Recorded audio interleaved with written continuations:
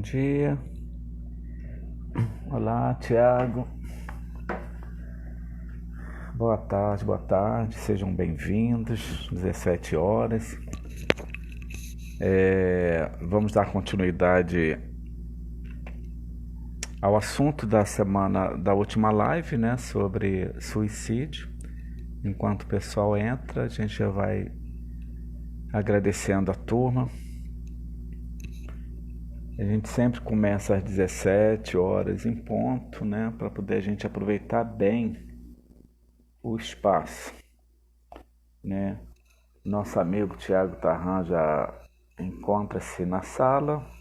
Entrou agora a minha querida irmã Naidinha, que acompanha a nossa fã-clube. Ingrid, poxa, que bacana. Muitas pessoas, Sueli, que sempre tem nos acompanhado, né, nessa nossa jornada aí de vários assuntos dentro dos transtornos ansiosos, depressivos, e a gente está dando continuidade à questão do suicídio, né, que não só pelo Setembro Amarelo, mas a gente deve falar continuamente, porque é um assunto de grande relevância. É um prazer também, Regina, revê-la, viu? Seja muito bem-vinda. Silva, boa tarde. Sejam muito bem-vindos. Vamos lá então, já tem algumas pessoas na sala. A gente não vai perder muito tempo, porque o Instagram é apenas 60 minutos, né? E o assunto, assim, ele tem muita coisa, né? Tem muita coisa a ser debatida, a ser falado. Você que tem a sua dúvida, por favor, entre em contato, faça sua pergunta, tá bom? É muito importante. Eu vou já convidar o Dr. Tiago Tarran para esse nosso bate-papo.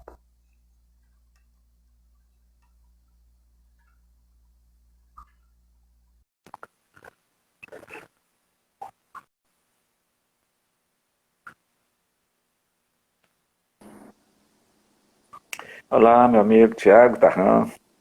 Boa Tudo tarde, bom? Carlos. Tudo bem? Boa tarde. Você está me ouvindo bem? Direitinho. Te ouvindo, te vendo bem. Ah, que Deixa eu bom, que botar aqui, bom. ajeitar a câmera aqui para aparecer nosso Jesus ali no fundo.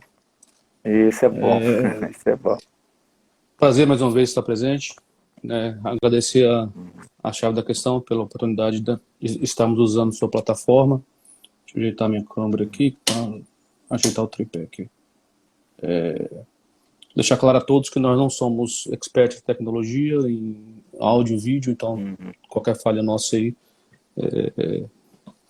estamos previamente perdoados, né, Carlos? É verdade, a gente sempre fala isso porque é bom sempre falar e lembrar, né? Sim. Tiago, eu quero também aproveitar nesse momento, rapidamente, agradecer a Fátima Marques, ela é idealizadora e coordenadora da plataforma Chave da Questão, que nos cede esse espaço aí brilhante. De forma voluntária, nós estamos trazendo assim assuntos, já vemos nessa jornada, né? A gente tem vindo nessa jornada justamente para poder trazer informações de caráter geral, né, que diz respeito à sociedade, né, dentro dos próprios transtornos mentais, os transtornos de ansiedade, transtornos depressivos. A gente tem pautado alguns temas e falado sobre a importância de cada um deles, né, o cuidado que devemos ter para com cada situação, para cada episódio, e de uma forma orientativa mesmo, de uma forma profissional. Então, a gente está dando continuidade do assunto da última live, prevenção ao suicídio, né, porque ficaram algumas perguntas ainda, algumas dúvidas, não diria dúvida, perguntas não perguntadas por falta do tempo mesmo, né? Uhum. Mas a gente está aqui para poder dar continuidade. E eu quero também aproveitar o ensejo a parabenizar a Fátima e toda a sua equipe, né, a realização do 8º Fórum do Programa de Combate à Depressão, né, que aconteceu no sábado próximo passado. E foi assim, muito bacana. A plataforma está de parabéns, todos os profissionais que trabalham, que militam nesta brilhante plataforma. E Eu gostaria também de convidar todos que nos acompanham para acessar a página. Tem muita coisa interessante, muitas lives lá muito bacana, muitas orientações. É www.achavedaquestão.com.br. Vale a pena você visitar a página, viu? Tiago, vamos lá então. Entrou agora aí a Lindona, entrou nosso querido irmão Carlos Magno, que está sempre nos acompanhando também. Nossas lindonas entraram, né? Ah, nossos lindonos A minha entraram, que lindona bom. entrou também. Ah, que bom. Então é bom que ela participe aí também, viu? Sim. Para quem não sabe, a esposa do Tiago é também psicóloga e ela tem uma área muito interessante que é neuropsicologia, né? Neuropsicologia. Isso. É muito bacana, muito interessante. Então, Tiago, a gente sabe, a gente falou já na última live, eu sempre falo semana passada, mas não, há 15 dias, né? Que a gente faz essa live quinzenalmente. A gente sabe, foi falado também que no Brasil a taxa de suicídio ela tem aumentado de forma considerada, né? A gente falou também que a taxa entre 15 a 24 anos, o suicídio também é a segunda causa de morte, ficando atrás apenas dos acidentes de carro. Tiago, eu queria só que você mais uma vez falasse um pouco sobre isso, só para a gente dar uma introdução. E logo em seguida, eu já quero te fazer uma pergunta, porque, como eu falei anteriormente, não só o Setembro Rosa a gente fala, Setembro Rosa ou Setembro Amarelo, que a gente fala sobre o suicídio, é apenas tá, uma data, um mês que foi escolhido para poder falar especificamente sobre o programa, sobre a situação em si, né? Mas na verdade a gente deve e temos que falar durante todo o período, porque a cada segundo, a cada momento a gente morre, a gente perde pessoas, né, problema de suicídio mesmo. Né? Então, eu queria que você falasse um pouco desse aumento que tem tido de forma considerável e também essa taxa aí de 15 a 24 anos de idade. Então, é muito, muito pertinente e salutar. A gente está falando hoje sobre suicídio em outubro, né? Uhum. Já findou setembro amarelo, agora, né, efetivamente só o ano que vem. Estamos em outubro falando em suicídio. Mas não se fala em suicídio só em setembro? Não, a gente tem que falar sobre suicídio o ano todo. Em setembro, escolhe-se um mês para estimular campanhas, mídias, Uhum. jornais, TVs, enfim, para estimular todo mundo a falar sobre suicídio. E o que é importante? Vamos recapitular. Por que é importante a gente falar sobre suicídio? Por que é importante a gente saber sobre suicídio? Separei algumas estatísticas para a gente aqui, só para vocês terem a real noção do tanto que isso impacta na nossa vida, direta ou indiretamente. O suicídio é responsável por aproximadamente 15 mortes a cada 100 mil pessoas por ano. Muito. Para cada morte por suicídio, existem em média outras 40 tentativas. A cada suicídio efetivo gera impacto na vida de pelo menos outras 6 pessoas. As taxas de suicídio aumentaram de 60, em média 60% a 70% nos últimos 45 anos. É a segunda maior causa de morte nos jovens de 15 a 24 anos. Como o Carlos falou, só perde para acidente de trânsito. A idade média das pessoas que cometem suicídio está cada vez menor. A cada ano, o número de suicídios é maior que a soma das mortes causadas por homicídios, acidentes de trânsito, guerras e conflitos civis. Olha esse dado, gente. A quantidade de suicídio que existe no mundo. Os homens, eles suicidam em média 3 vezes mais do que as mulheres. Mas as mulheres tentam, em média, 3 vezes mais do que os homens. Então, esses dados são... E a cada 40 segundos, uma pessoa se suicida no mundo, de forma efetiva, e a cada 3 segundos, alguém atenta contra a sua própria vida. Estamos aqui a 10 minutos do começo dessa live. Quantas pessoas já não suicidaram em 10 minutos? a cada 40 segundos alguém suicida. Então, essas estatísticas são cruéis, impactantes. Quanto mais a gente falar sobre suicídio, mais vai diminuir preconceito, estigma, podendo levar acesso a quem precisa, a quem está sofrendo, para efetivamente receber um tratamento e evitar o ato suicida em si. Em relação a jovens, por que vem aumentando tanto a taxa de suicídio em jovens? Só para você ter uma ideia, eu separei também aqui estatística de jovens. Isso nos Estados Unidos, que eles têm estatística, dados muito mais confiáveis que aqui no Brasil. 17% dos alunos do ensino médio nos Estados Unidos pensaram seriamente em cometer suicídio no ano anterior. 17%. 13% elaboraram um plano de suicídio, que é relativamente grave. 8% dos alunos tiveram tentativa de suicídio no ano anterior, uma ou mais vezes. E 30% dos alunos que eram considerados do grupo LGBT, gays, lésbicas, bissexuais e trans, tentaram suicídio, 30% desse público, em comparação com os 8% do grupo restante. Então, envolve uma série de situações, também nos Estados Unidos, 25% dos jovens de 18 a 24 anos consideraram seriamente cometer suicídio nos últimos 30 dias. Dados de 2020, tá?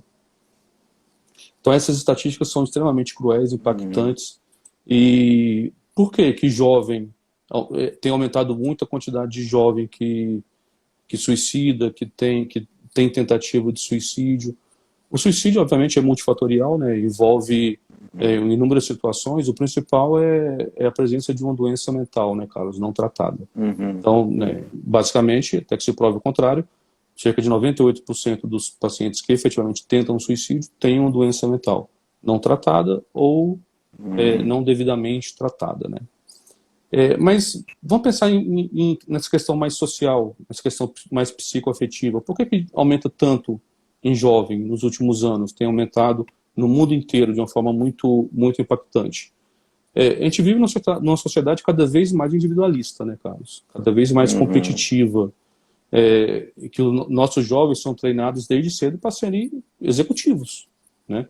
Então, está se queimando etapas. Cada vez que passa, a alfabetização é mais precoce. Na nossa época, a gente iniciava na escola com 6 anos, 7 anos, quando ia começar a alfabetizar. Hoje, molecada de 6 anos já é alfabetizada. Então, queima-se etapas, pula-se etapas dessa primeira infância. E uma etapa muito importante nessa formação, você sabe melhor do que eu, dessa psicoafetividade, né? Que é tão importante para a formação de personalidade, caráter e, consequentemente, dos transtornos mentais. Outra situação muito importante, as famílias estão cada vez menos sociáveis.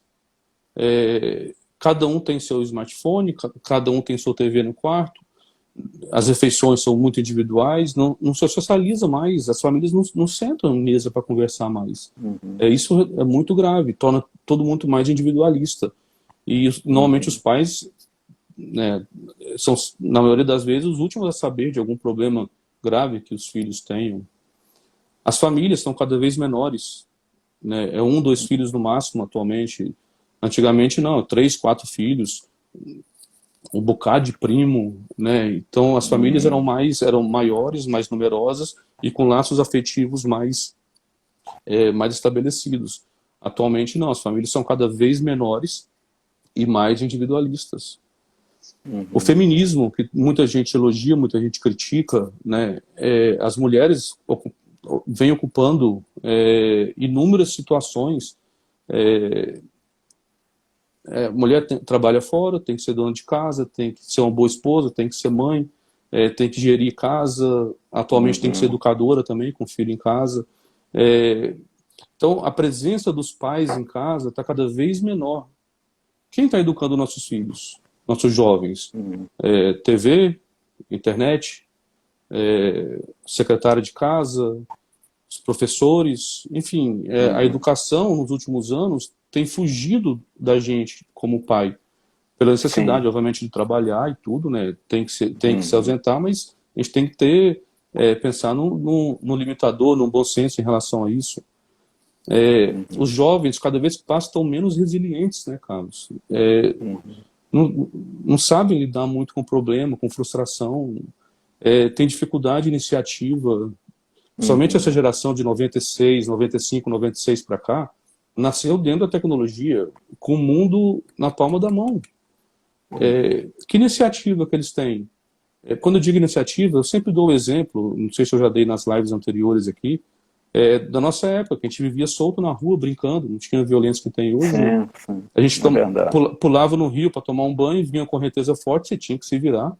Você, né, pulava o muro do vizinho para pegar uma fruta, vinha um cachorro correndo para te pegar, você tinha que se virar. Você subia numa árvore e tinha dificuldade para descer, você tinha que se virar. Isso é iniciativa, que os jovens não têm essa iniciativa. Por questão de violência, né, segurança pública, você não vai deixar filho na rua. Então você acaba ficando meio que refém de manter o filho em casa, tecnologia, e isso prejudica a iniciativa, diminui resiliência. E a gente sabe que a ausência, pouca resiliência diminui frustração, baixa o limiar frustração, e acaba tendo essa questão do suicídio, da tentativa, como, né, única forma de alívio, de solução de problemas, né? A falta muito diálogo hoje nas famílias, né, Carlos? Os pais não conversam com os filhos.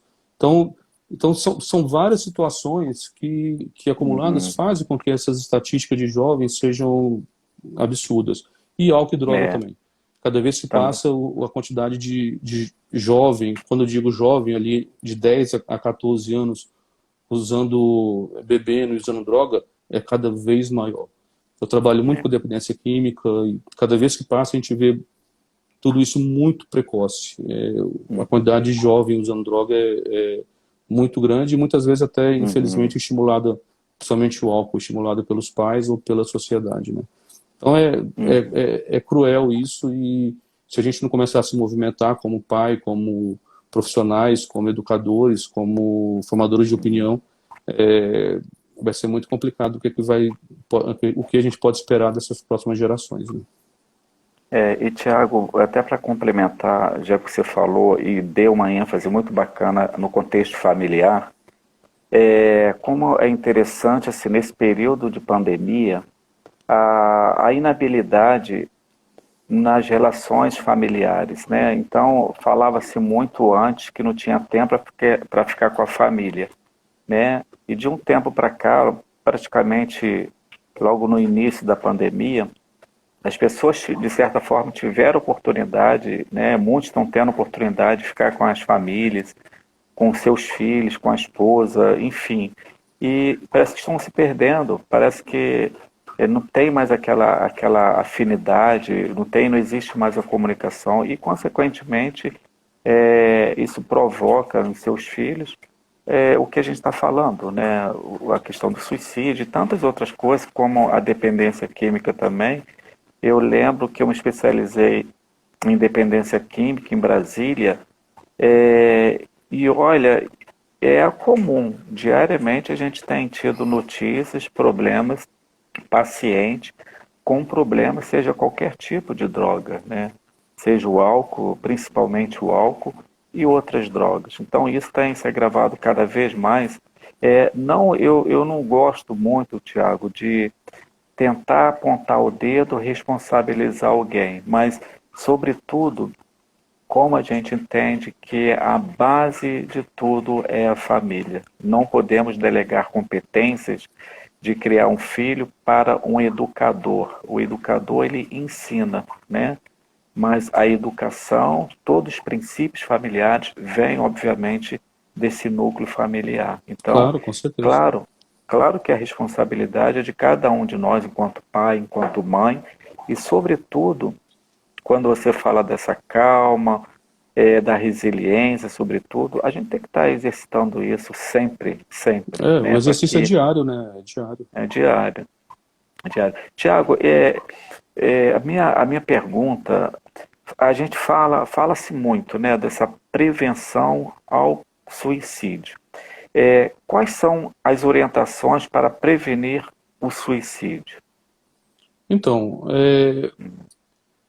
o primeiro passo sim, como a gente vem falando que cerca de 98% dos casos de suicídio tem um transtorno mental prévio, tratado ou maltratado, a principal forma de prevenir, obviamente, é identificar se existe algum transtorno mental. Obviamente, tratar. Tendo o transtorno mental tratando, isso já minimiza bem a chance de um evento suicida. Quem tem histórico familiar, genético ou pessoal de tentativa de suicídio, isso aumenta de 50% a 60% a chance de também tentar suicídio. Então, o histórico pessoal ou familiar de tentativa prévia também é um fator de risco importante. E a gente tem outros fatores de risco que envolvem desemprego, né? Quem está desempregado tenta mais suicídio, doenças, né? Depressão e bipolar são as mais comuns, que, né, correspondem a quase 50% dos casos, mas também dependência química, esquizofrenia, transtorno de personalidade. Tentar identificar esses fatores são fundamentais para tratar e prevenir. Não viver sozinho, né? Isso é um quadro clássico. A partir do momento que você tem um laço social, que você tem uma ligação familiar, que você tem filhos, isso já diminui muito a tentativa de suicídio, mesmo que tenha o pensamento. Normalmente, filho faz com que a gente consiga evitar que o pensamento vire o ato em si. Acesso a profissionais, acesso a tratamento, isso também é um fator muito importante. Existem os fatores protetores, Carlos, que a gente vem falando tanto. A gente fala muito de fator de risco, que é o que a gente falou, mas de fator protetor, né, a gente fala-se pouco, até porque tem muito pouco estudo a respeito. Mas, basicamente, os fatores de proteção envolvem identificar se existe uma doença mental, como a gente falou, autoestima. É muito importante a gente ter uma autoestima, a gente ter uma crença sobre a gente, e autoestima elevada, normalmente é muito raro a gente ver quem tem uma boa autoestima tentar suicídio. Automaticamente, associado à autoestima, a autoeficácia, que é a capacidade de a gente resolver problema. Se a gente consegue resolver problema, isso desenvolve na gente uma autoeficácia, uma autoestima elevada, que também serve como proteção. A resiliência que a gente falou, é tão importante a gente estimular a nossa resiliência, promovê-la e tentar cada dia aumentá-la. O suporte familiar, né? O tanto que a família é importante, isso a gente vem falando sempre, em todas as lives, independente de qual seja o transtorno, a importância da família. A relação familiar é fundamental nessa questão da prevenção do suicídio, porque é o laço social mais próximo, né? Se por acaso eu tenho algum problema e vou para o hospital, a primeira pessoa que vão ligar provavelmente vai ser minha esposa, meus pais, enfim. Então a família é o laço social mais próximo. Então o suporte familiar é muito importante. Obviamente o senso de responsabilidade com a família, né? A partir do momento que você seja provedor financeiro, emocional, social, suporte familiar, é muito importante. Laço social, amizades, a gente ter um relacionamento social, isso é muito importante e é um fator protetor muito, muito, muito importante. Estabelecer laço social, amizades, seja no trabalho, seja no estudo, enfim, esses laços sociais, né, são estimulados desde pequeno, escola, enfim. Então é muito importante o laço social nesse fator protetor. Estar empregado, como a gente falou, ter uma relação terapêutica positiva, não adianta fazer tratamento e abandonar tratamento, abandonar terapia, abandonar medicação, se automedicar, parar remédio por conta própria. Isso também é um erro grave. Obviamente, ter hábitos saudáveis, né, Carlos, isso é fundamental para o bem-estar de maneira geral, dormir bem, praticar atividade física, se alimentar com qualidade, né? A prática religiosa, isso é muito importante como fator protetor do suicídio, muito importante. aumento de resiliência, aumento de fé, motivação, ter um Sim. propósito, ter um objetivo, ter um sentido existencial. Então, a religiosidade, né, é fundamental em todo esse processo. Ter criança em casa, né, a gente vê na nossa prática, né, Carlos, que normalmente filho e Uhum. Deus são o que seguram o pensamento suicida, né? Sim.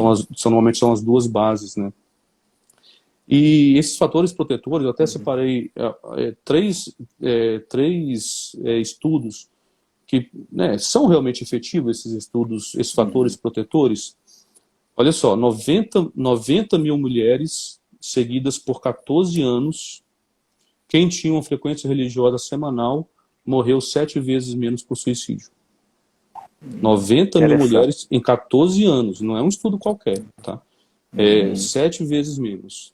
Um estudo americano, quem tem um suporte social, que são esses laços sociais que a gente falou, diminui em 30% as tentativas de suicídio.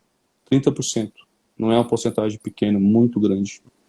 E um estudo lá de Taiwan, durante 23 anos, acompanhando pacientes, concluiu que quem era casado morreu 5 vezes menos de suicídio. E no estudo na Dinamarca, demonstrou que ter filhos em casa diminui drasticamente a morte por suicídio, mesmo se tiver presença de transtornos mentais, uma renda ruim, ou se Uhum. for divorciado ou viúvo. Então, olha só, estudos extremamente sérios, de longos períodos, Uhum. demonstrando a importância de uma religiosidade, de estar numa relação afetiva, Uhum. de ter laços sociais e ter filhos. Então, os fatores protetores são realmente Uhum. importantes e fazem muita diferença na prevenção do suicídio. E dentre esses fatores protetivos, Thiago, que você falou, a questão religiosa, como você bem colocou, e é importante, sobretudo, o respeito, né? Se você é católico, se você é evangélico, não importa. O importante é que você tenha essa fé, que você busque essa prática religiosa, que muito ajuda. A gente, enquanto ser Sim, humano, a gente precisa, sobretudo, respeitar o próximo, e a gente aqui não está falando de religião. A gente está falando da prática religiosidade. religiosidade, isso. Isso aí. Então isso é muito importante mesmo. Tiago, a Ana Paula, na live passada, ela abordou um tema, ela fez uma pergunta e não deu tempo a gente falar, sobre o país, né? O país está envelhecendo e pouco se fala sobre o suicídio da pessoa idosa. Como explicar esse fato, Tiago? Então, esse é um tema muito, muito importante e jogado para debaixo do tapete, né? A população vem envelhecendo, isso não só no Brasil, mas a nível mundial, só que no Brasil a curva de envelhecimento é ascendente, Europa e Uhum. Estados Unidos já está descendente essa curva. Mas, enfim, a taxa de suicídio em idoso normalmente é de 2 a 4 vezes maior que na população geral. 2 a 4 vezes maior. Mas a gente não se fala sobre isso. Você não vê mídia falando sobre isso, que idoso suicidou, que idoso morreu, tentativa de Sim. suicídio. É meio que jogado para debaixo do tapete. Se a gente for pensar nas taxas de mortalidade do idoso nos últimos 20 anos, 30 anos, as causas de morte no idoso, todas tiveram diminuição. Das principais. Sim. Doenças cardiovasculares, doenças orgânicos cerebrais, traduzindo aqui, infarto, pressão alta, diabetes, AVC, derrame, todas essas doenças tiveram estatisticamente uma redução absurda em óbito no idoso. Por quê? Por programas de prevenção. Em qualquer Uhum. postinho de saúde aí você tem o hiperdia, programas de prevenção de hipertensão, diabetes, consequentemente se previne isso, previne infarto, previne derrame. E que Uhum. prevenção a gente tem para suicídio? Que programa de prevenção público a gente tem? Nenhum. Nenhum. Estatisticamente, o idoso que suicida, a grande maioria, quase 80%, é por depressão em idoso.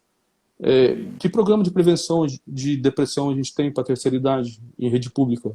Zero. Não se tem. Então, todas as causas de óbito em idoso nos últimos 20, 30 anos diminuíram drasticamente e o de suicídio aumentou. Diminuíram por programas de prevenção, ações públicas de saúde que foram efetivas na redução. E por suicídio, nada. Programa de prevenção para depressão, nada. A gente, né, idoso, normalmente, os filhos já têm suas próprias famílias, acaba dando menos atenção para o idoso. O idoso tem aquele sentimento de, já vivi muito já, e né, estou aqui para quê? Dando trabalho para meus filhos. Doenças normalmente crônicas, às vezes limitantes ou incapacitantes, artrose em joelho que dificulta andar, precisa de ajuda para locomoção, ajuda para banho, às vezes ajuda para se alimentar por alguma deficiência, alguma sequela de um AVC, derrame. Tudo isso gera sentimentos de inutilidade, desesperança, desamparo, que é um caminho, invariavelmente, que vai levar à depressão, consequentemente ao pensamento suicídio e talvez o ato. Então, a taxa de suicídio em idosos é muito preocupante, não se fala nada sobre isso, e não existe programa de prevenção pública, não só idoso, né, mas para o público em geral, não existe programa público nenhum de prevenção de suicídio. E é um problema de saúde pública extremamente grave, preocupante, impactante, e não se fazem nada a respeito sobre isso, Carlos. Então, é triste e revoltante. E a gente escuta muito o idoso falar que não quer dar trabalho para os filhos mesmo, para ninguém. Sim. Isso eu quero até como já um sinal, né?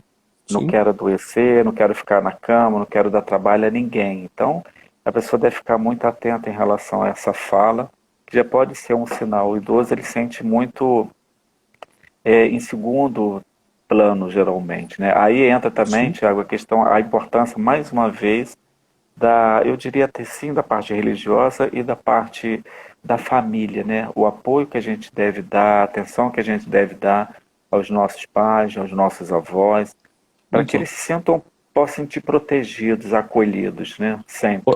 pode parecer meio cruel o que eu vou falar, Carlos, mas precisou vir uma pandemia a nível mundial para a gente se preocupar mais com nossos idosos, com nossos pais, nossos Sim, avós. Precisa do mundo inteiro adoecer dessa sim, forma para a gente começar a se preocupar com o idoso, né? Não precisaria uhum, disso, né? sim, é verdade. E estatística, Carlos. A taxa de mortalidade por suicídio em pessoas acima de 60 anos aumentou 43% em homens e 15% em mulheres.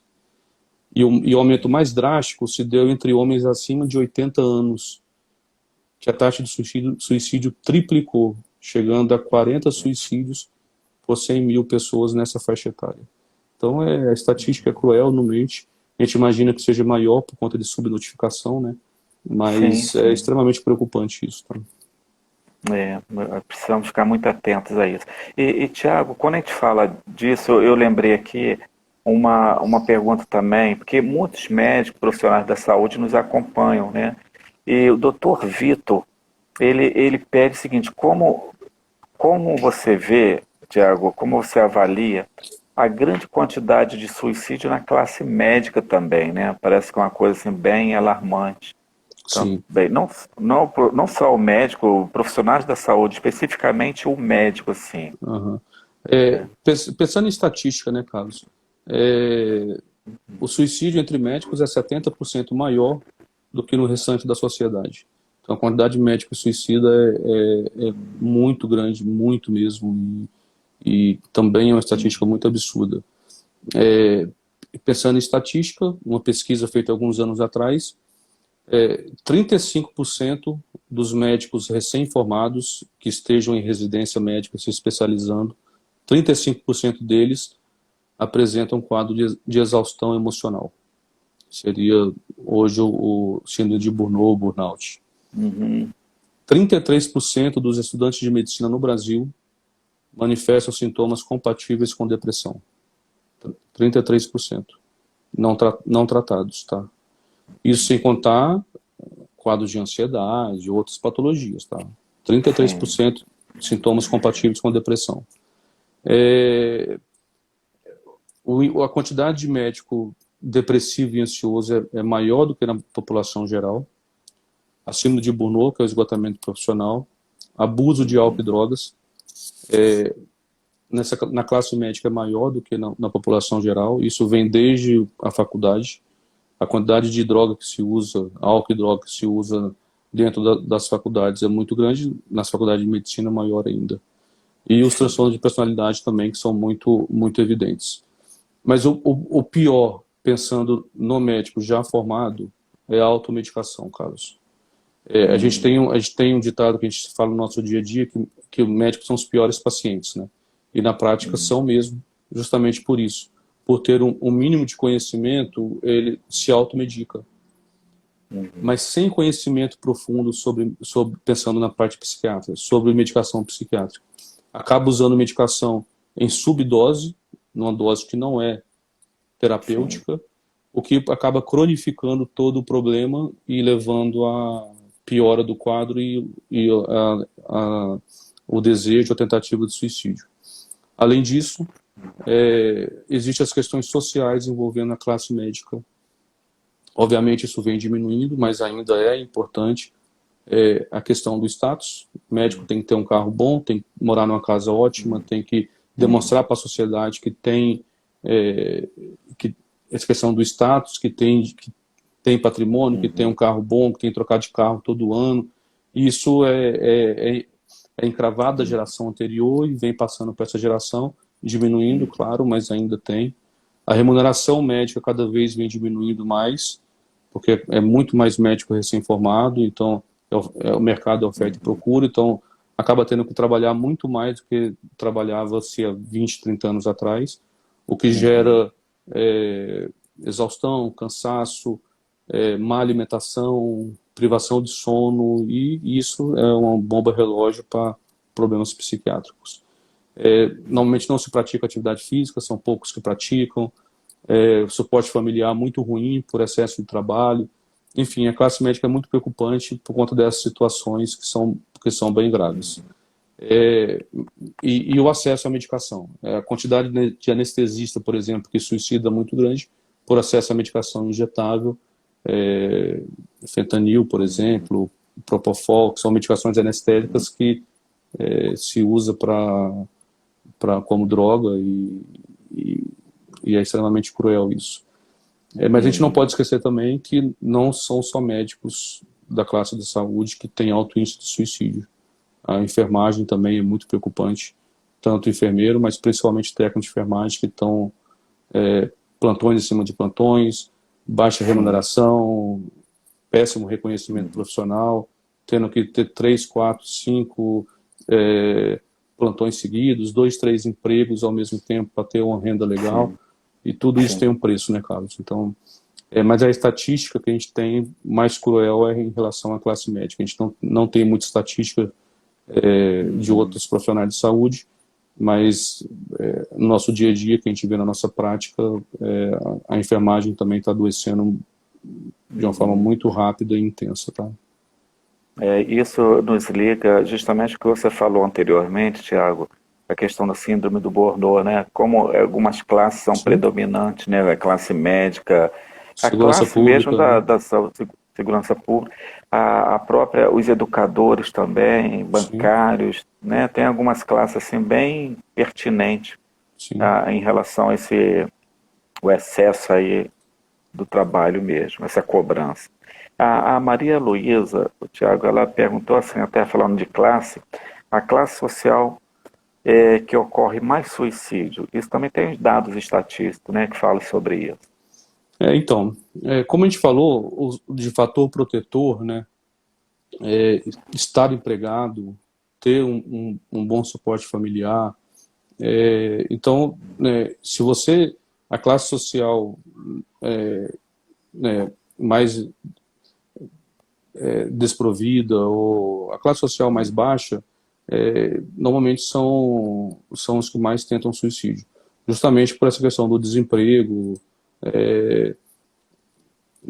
morador de rua, dificuldade de acesso aos meios. Normalmente a dificuldade financeira, o desemprego, isso leva a uma série de situações ruins, né? Desespero, desesperança, desmotivação, o que é um passo para o suicídio. Mas isso não quer dizer que quem tem emprego ou quem é de classe social mais elevada não suicida. O suicídio está presente em qualquer meio, claro, em qualquer classe, mas normalmente quem é mais humilde e desempregado normalmente é quem tenta mais suicídio, tá?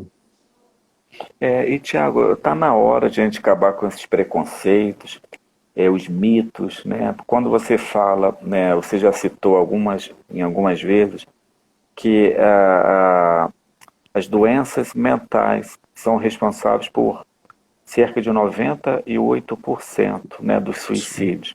É algo que a gente precisa, assim, com muito cuidado, né, Tiago? Então, olha só, doenças mentais. Então, quando se fala em doenças mentais, há pessoas que já ficam preocupadas. Não, eu não vou procurar o psicólogo, não vou procurar o psiquiatra, porque eu não sou maluco. Ainda tem isso, né? Infelizmente, ainda tem isso. sim. Mas eu queria que você falasse, Tiago, até no sentido assim, como a gente pode ajudar. É claro que através da própria orientação, processo socioeducacional, tudo, né, contribui. Mas você, enquanto psiquiatra, né, uma pessoa muito experiente, o que você apontaria assim dentro desse percentual tão elevado de 98% dos casos são pessoas que têm algum problemas mentais? Como é que você poderia explicar isso melhor para a nossa população que nos assiste? Então, É tipo assim, os cuidados que essa pessoa deve ter.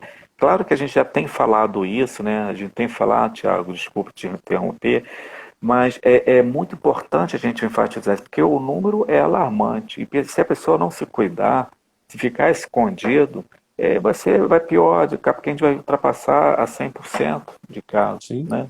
Então, como eu falei, 98% dos casos de suicídio tem uma doença mental prévia não tratada ou maltratada.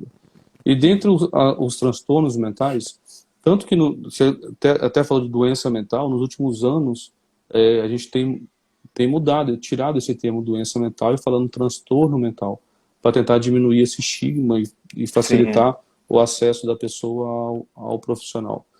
Então, dos transtornos mentais, cerca de 50% dos casos envolvem o transtorno de humor, que é depressão e transtorno bipolar. Doenças, Hum, né, altamente tratáveis, de, com acesso a medicações disponíveis em rede pública, com facilidade praticamente total de estabilização para a pessoa ficar bem, ativa, produtiva e conseguir ter uma vida mais dentro do normal possível e minimizar muito esse impacto do pensamento da tentativa de suicídio. Dependência química é outra situação que leva também a suicídio. Esquizofrenia, transtorno de personalidade, burnout, quadros de ansiedade grave, acompanhados de toque, são situações que podem levar ao suicídio. Isso, todas situações potencialmente tratáveis. uhum, Precisa do acesso ao profissional, né, que esse é outro problema de saúde pública também. Às vezes tem, mas não consegue acesso. E usar a medicação de uma forma correta. Obviamente, se você tem mais de um transtorno mental, isso potencializa a chance do suicídio. O depressivo, que abusa do álcool, já são duas patologias que vão fazer com que a tentativa é, seja muito maior. Ou o esquizofrênico, que usa droga, enfim. Quanto mais patologias juntas, maior ainda o risco do suicídio. Então, são patologias totalmente tratáveis e a questão é ter o acesso. Ter acesso ao uhum. profissional de saúde mental, psiquiatra, psicólogo, e a gente vê que muitos municípios não têm esses profissionais, o que dificulta muito o acesso e, consequentemente, o tratamento. E cerca de 50 a 60% dos pacientes que tentam suicídio ou que têm um pensamento, um planejamento bem enraizado, o primeiro atendimento normalmente não é com um profissional de saúde mental, costuma ser com um clínico geral, seja no postinho de saúde ou na emergência. Então, esses profissionais são de suma importância no conhecimento e no direcionamento do próprio paciente. Muitos, por muito boa vontade, já iniciam o tratamento, mas por falta de conhecimento acaba passando medicação em dose muito baixa, que é o que a gente vem falando sobre subdose. Obviamente não com má fé, mas né, tem até boa vontade de ajudar, mas né, falta o conhecimento sobre psicofarmacologia. Então, o sistema é muito cruel, né, Carlos? Na teoria tudo é muito lindo, muito bonito, mas na Sim. prática o sistema, principalmente público, é muito complicado, difícil, demanda muito grande, poucas vagas, enfim. Mas é o que a gente tem, Sim. fazer nosso trabalho de formiguinha aí para tentar melhorar isso e diminuir esse gargalo. É verdade. E, Tiago, o que que você recomendaria para uma pessoa assim que tem constantemente pensamentos suicidas, né?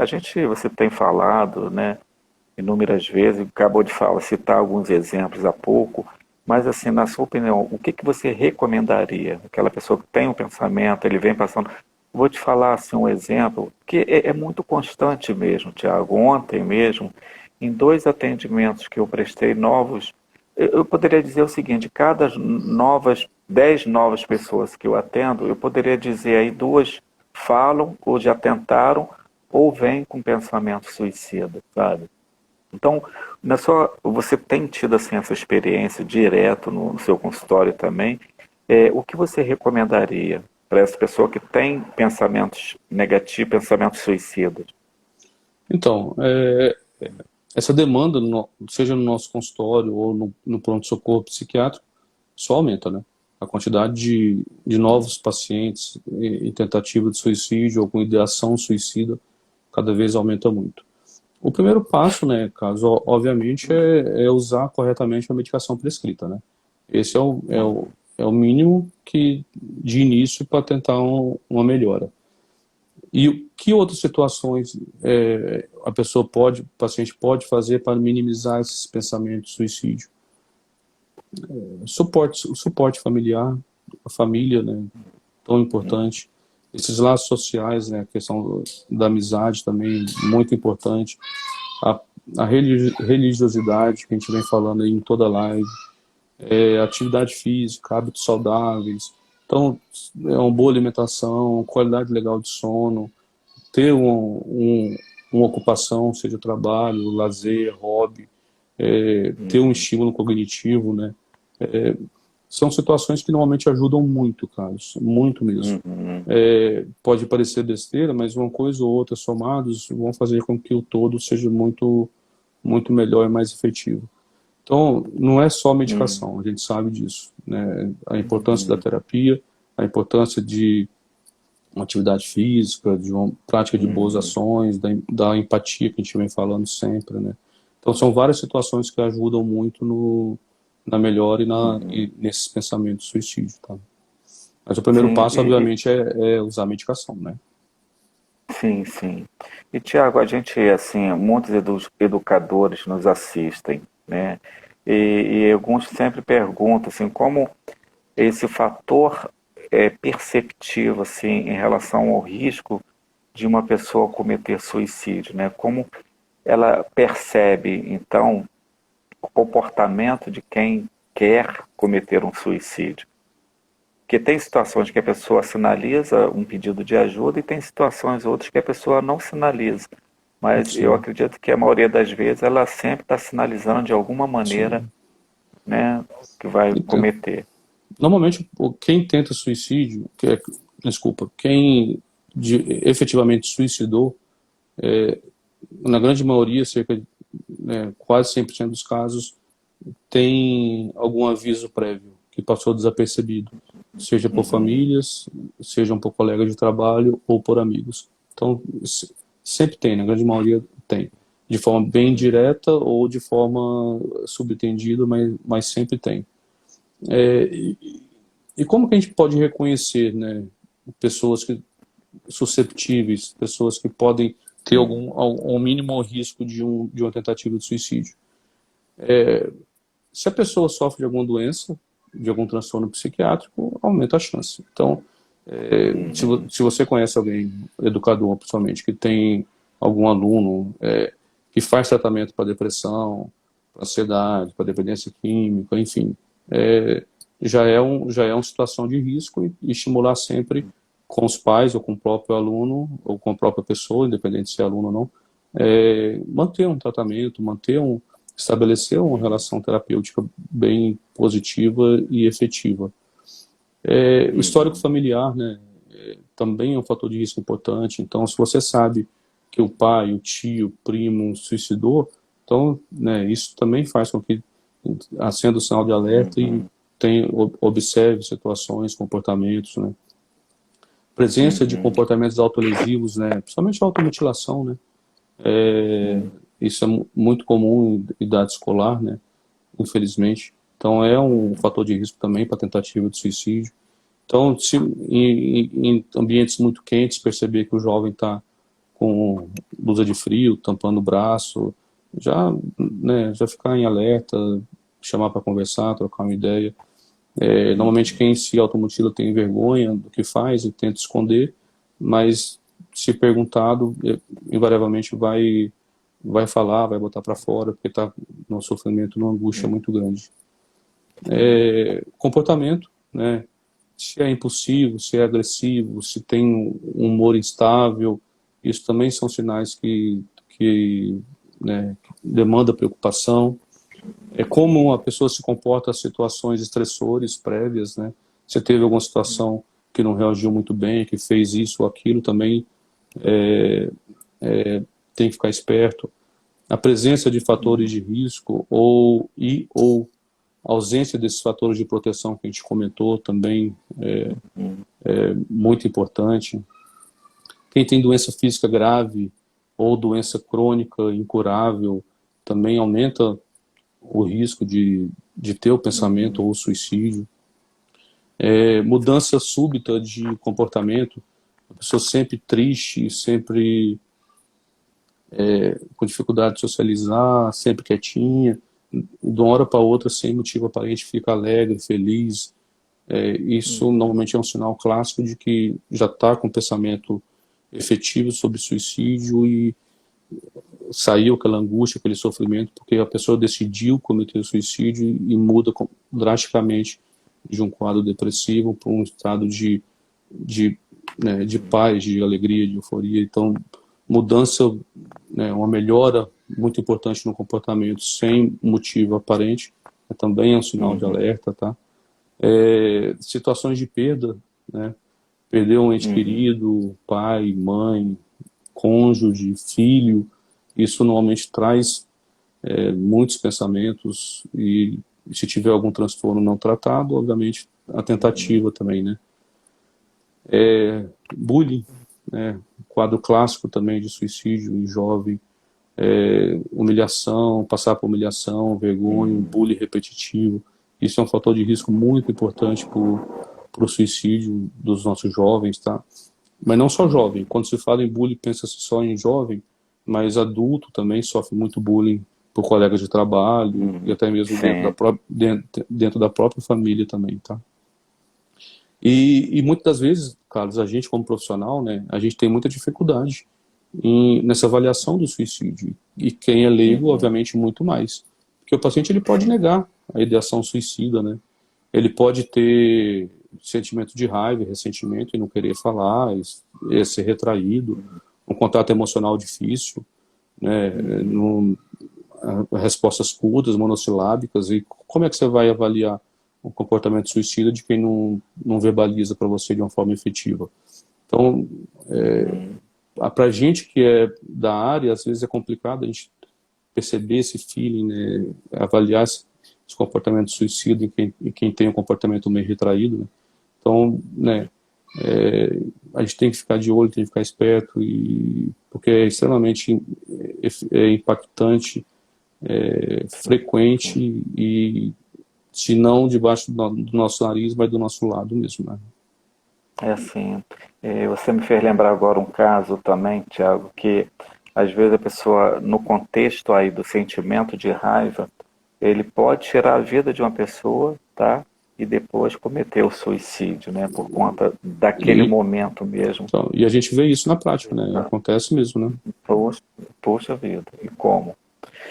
Tiago, assim, a gente tem falado e às vezes parece ser repetitivo, mas não é, porque é um assunto que sempre leva a gente a uma outra pergunta, uma outra resposta, né? Você falou sobre o bullying, como realmente o bullying ele tem tido assim esse peso, não, como você falou, não só entre os jovens, adolescentes, mas também é algo preocupante também na categoria da classe adulta, né, que sofre também nos seus trabalhos, como você bem mencionou.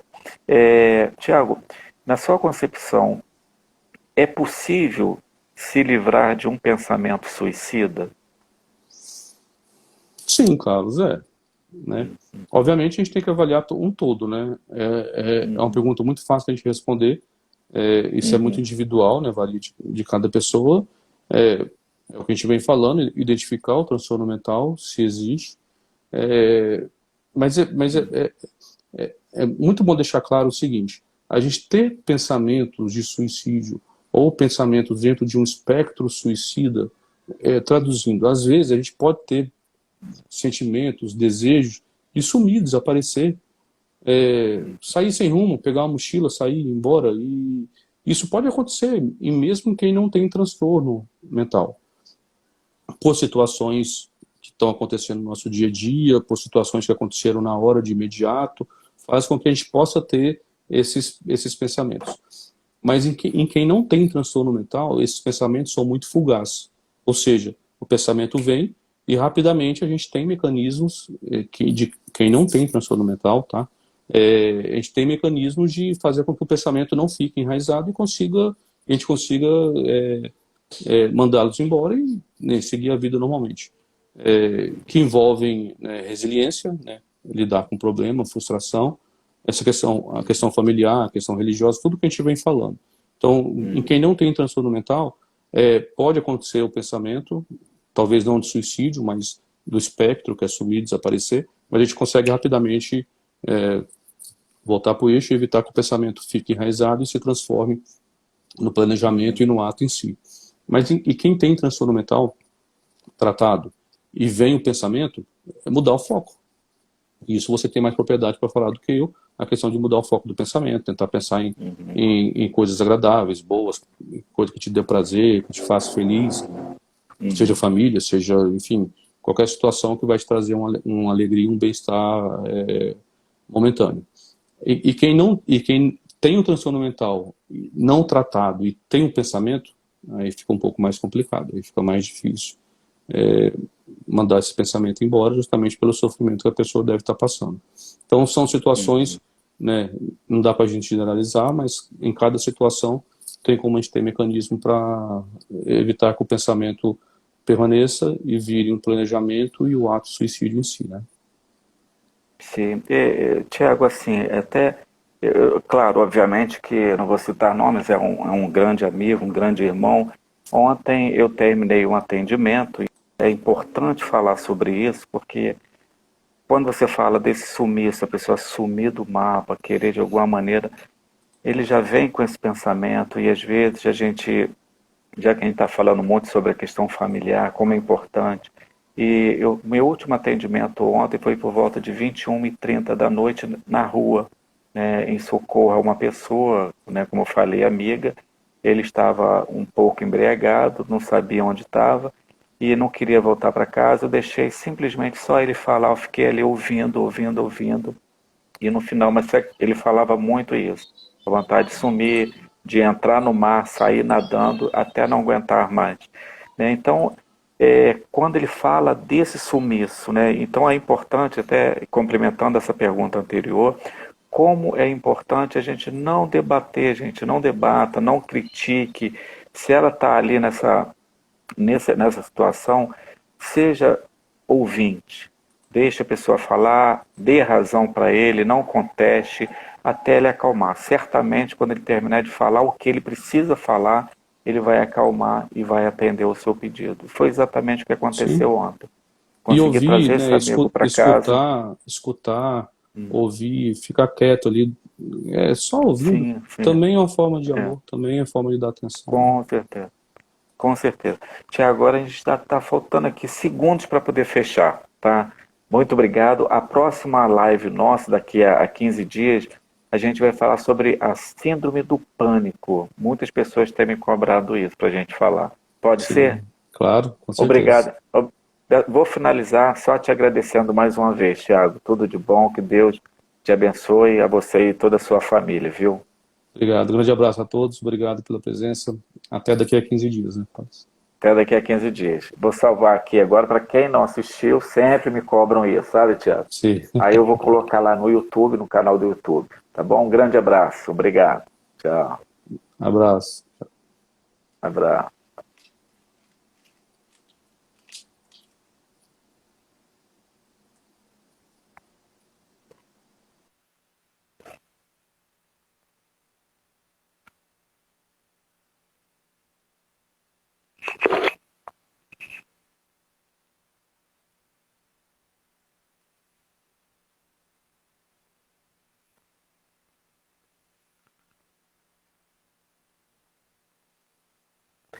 Gente, olha, muito obrigado. Acho que eu ainda estou no ar aqui, ainda tem algumas pessoas. Desculpem, tá? Porque a plataforma não, o Instagram só dá 60 minutos. Ei, Rosângela, tudo bom? Tchau, obrigado pela presença de todos os profissionais da Chave da Questão, os amigos lá da SAEP também. Muito obrigado a todos, viu? Então a gente já está fechando aqui porque nosso tempo acabou. Beijo a todos. Obrigado pela participação de vocês, viu? Tchau, tchau.